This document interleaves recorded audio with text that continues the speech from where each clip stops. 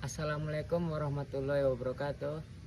Perkenalkan, nama saya Haris Aprianto dengan NIM 2410121016. Di sini saya akan presentasi saya tugas pengantar teknologi pertanian yang berjudul Makalah Indofood Strategi dan Perkembangan Agroindustri Internasional. Puji dan syukur kehadirat Tuhan Yang Maha Esa sehingga saya dapat menyelesaikan penyusunan makalah ini dengan baik. Makalah ini bertujuan untuk memberikan pemahaman mendalam tentang bagaimana sebuah perusahaan lokal mampu bersaing di pasar global melalui strategi inovatif, manajemen yang efektif, dan adaptasi terhadap dinamika pasar. Baik, di sini saya akan membacakan pendahuluannya terlebih dahulu. Indofood. Indofood adalah salah satu perusahaan agroindustri terbesar di Indonesia. Telah berkembang menjadi perusahaan multinasional dengan jangkauan yang global. Didirikan pada tahun 1990 oleh Sudono Salim. Indofood telah berhasil membangun portofolio produk yang meliputi makanan olahan, minuman, dan produk konsumsi lainnya.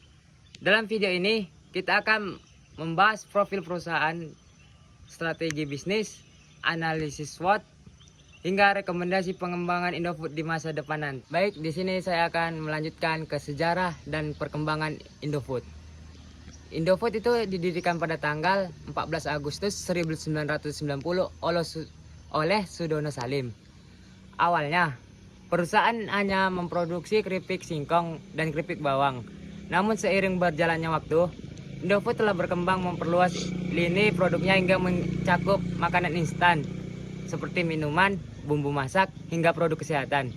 Kini Indofood tidak hanya dikenal di Indonesia, tetapi juga di pasar internasional seperti Asia Tenggara, Timur Tengah, Afrika, dan Amerika Latin. Visi dan misi Indofood yaitu, visi Indofood adalah menjadi perusahaan makanan dan minuman terkemuka di Asia Tenggara. Sementara misinya adalah memberikan produk berkualitas tinggi dengan harga terjangkau kepada konsumen. Untuk mencapai visi dan misi tersebut, Indofood memiliki struktur organisasi yang terdiri dari divisi makanan olahan, minuman dan logistik, dan distribusi, dan riset dan pengembangannya, yang bekerja secara sinergis untuk memastikan kualitas dan distribusi produk yang optimal. Baik teman-teman, ternyata Indofood juga memiliki portofolio produk. Indofood memiliki portofolio produk yang sangat beragam. Di sektor makanan olahan, terdapat produk seperti Indomie, manggi, sosis, bakso, dan berbagai snack lainnya. Di sektor minuman, Indofood memproduksi teh celup, susu, air mineral, dan minuman ringan. Selain itu, Indofood juga mengembangkan produk konsumsi lainnya seperti bumbu masak dan suplemen kesehatan. Keberagaman produk ini menjadi salah satu kunci kesuksesan Indofood di pasar domestik dan internasional. Baik, di sini saya akan melanjutkan untuk membacakan strategi bisnis global yang dilakukan oleh Indofood. Indofood mengambil berbagai strategi bisnis untuk menembus pasar global. Strategi utama yang meliputi ekspansi pasar internasional, yaitu inovasi produk, adaptasi terhadap tren konsumen, serta pemanfaatan teknologi dan operasional. Indofood juga telah membangun pabrik di beberapa negara seperti Vietnam, Thailand, dan Filipina, serta memastikan semua produknya memenuhi standar internasional seperti ISO 9001 dan HACCP. Baik, kita akan melanjutkan ke analisis SWOT. Melalui analisis SWOT, kita dapat melihat kekuatan, kelemahan, dan peluang dan ancaman yang dihadapi oleh Indofood. Kekuatan perusahaan terletak pada portofolio produk yang luas, jaringan distribusi yang baik, dan brand awareness yang tinggi. Namun, Indofood masih tergantung pada pasar domestik dan menghadapi fluktuasi pada harga bahan baku. Peluang besar ada di pasar internasional seperti Afrika dan Amerika Latin. Sementara Ancaman datang dari persaingan global dan perubahan regulasi perdagangan. Baik teman-teman, di sini saya akan menjelaskan dampak pandemi dan tantangan tentang adanya COVID-19. Pandemi COVID-19 memberikan dampak yang signifikan bagi Indofood. Di satu sisi, permintaan makanan instan meningkat, penjualan online tumbuh pesat, dan Indofood berhasil meluncurkan produk baru.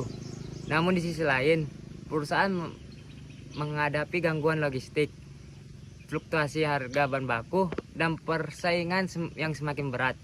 Beberapa kompetitor utama Indofood termasuk Mayora Indah, Unilever, Nestle, dan Coca-Cola. Baik, kita punya rekomendasi dan pengembangan untuk Indofood di masa depan. Untuk Indofood di masa depan, untuk tetap kompetitif di masa depan, Indofood perlu terus berinovasi. Rekomendasi pengembangan meliputi diversifikasi produk, peningkatan sistem digital, kemitraan dengan petani lokal, pengembangan produk berkelanjutan, dan investasi riset dan pengembangan, serta kemitraan strategis dengan startup teknologi.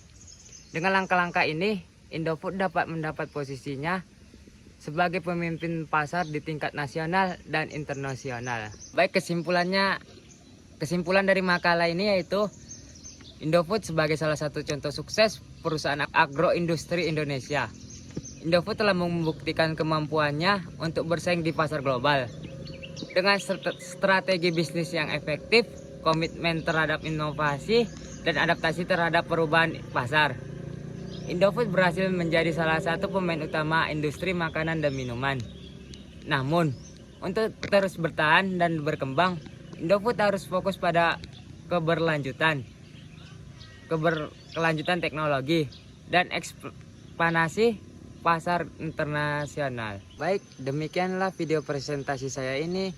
Saya ucapkan terima kasih atas perhatian Anda. Semoga informasi ini bermanfaat dan memberikan wawasan bagi kita semua. Saya Haris Aprianto, pamit undur diri. Assalamualaikum.